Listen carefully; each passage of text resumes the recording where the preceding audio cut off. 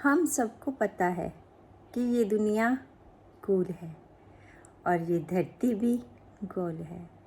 इस दुनिया में या इस जीवन में हम जो भी काम करते हैं उसका फल हमें रिटर्न होकर मिलता ही मिलता है, चाहे वो हमारे पुण्य हो, सेवा हो या हमारे कर्म हैं, अच्छे या बुरे।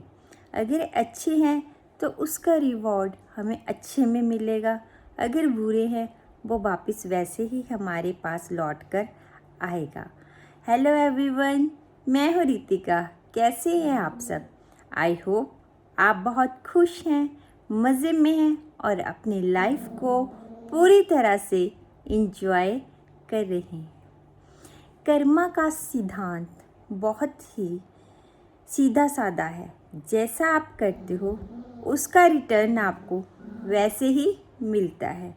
ये तो सिर्फ हम पर ही नहीं, ये तो भगवान पर भी लागू हुआ था।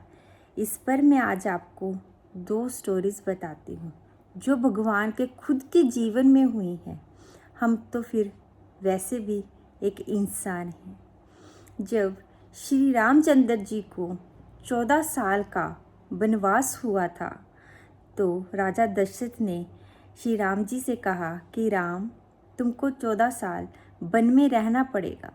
तो राम जी ने बिना कुछ कहे, बिना कोई बात आगे रखे, चुपचाप उन्हें ठीक है पिताजी कह दिया कि हाँ, मैं 14 साल वन के लिए जाने के लिए तैयार हूँ। तो उधर से कौशल्या माता आती है। वो राजा दशरथ जी से कहती है कि ये आप क्या कर रहे हो? मैं राम के बिना 14 साल कैसे रहूँगी? मैं मर जाऊँगी।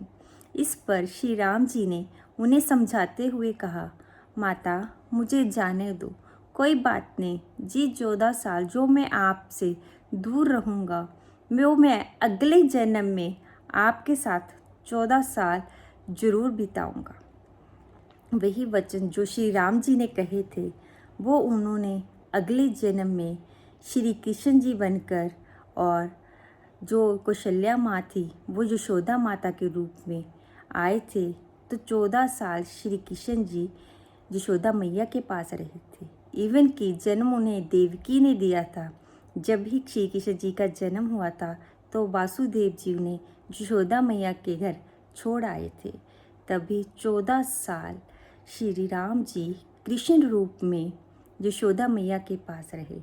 वो यशोदा मैया कौन थी? वो यशोदा मैया कौशल्या माँ थी। देखिए, वही कर्म, वही चीज़ उनके पास लौट कर आई। और दूसरी बात, श्री कृष्ण जी जब ज्योति ज्योत समाए, जब इस परम पिता परमात्मा में लीन हुए, तब उनकी आयु 125 वर्ष की थी। तो उनकी जो मौत हुई थी या उनकी मृत्यु हुई थी वो उनके पैर में एक तीर लगने की वजह से हुई थी। वो भी उनका एक कर्म था। जब वो एक पेड़ पर बैठकर बांसुरी बजा रहे थे तब एक शिकारी ने तीर चलाया। वो तीर आकर उनके पैर के अंगूठे में लगा तो वो शिकारी ज़ोर ज़ोर से रोने लगा। तब श्री कृष्ण जी ने कहा, इसमें तुम्हारा कोई दोष नहीं है, ये मेरा ही पिछले जन्म का कर्म है, क्योंकि पिछले जन्म में तू बाली था तो मैंने तुझे सुग्रीव के लिए तुझे छाती पर तीर मारा था, तब तुम्हारी मृत्यु हुई थी। उसी तरह इस जन्म में तू एक शिकारी बन के आया तो तूने शिकार के लिए तीर चलाया, वो तीर आकर मुझे लगा, ये कर्म मेरा कटा। यही नियति की नियति है। जैसा कर्म आप करते हो वो आपको रिटर्न होके ज़रूर मिलता है। अगर आप किसी को झूठ बोलते हो वो झूठ किसी न किसी रूप में आपके पास वापस ज़रूर आएगा। धोखा देते हो, किसी की चोरी करते हो, कुछ भी आप ऐसा कर्म करते हो तो वो आपको किसी ना किसी रूप में ज़रूर मिलेगा। यहाँ पर आप एक गहरी बात ये समझ सकते हो, जब भगवान के साथ ऐसा हुआ था तो उनको सज़ा एक जन्म से दूसरे जन्म में मिल गई। तो ये तो कलयुग है, इसमें तो हम आम इंसान हैं। यहाँ पर हम जैसा कर्म करते हैं, किसी की सज़ा उसको साथ के साथ मिल जाती है और किसी की सज़ा कुछ वर्षों बाद मिल जाएगी, वो पर मिलती ज़रूर है। यही नियति का नियम है। इसीलिए जो भी कर्म करो सोच समझ कर करो, हमेशा अच्छे कर्म करो, किसी का दिल मत दुखाओ, किसी को धोखा मत दो, चोरी मत करो, झूठ मत बोलो। इसीलिए अपने कर्मों को सोच समझ कर कीजिए कि कर्म का सिद्धांत बहुत ऊंचा है।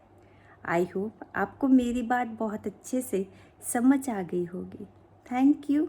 Have a nice day. Radhe Radhe.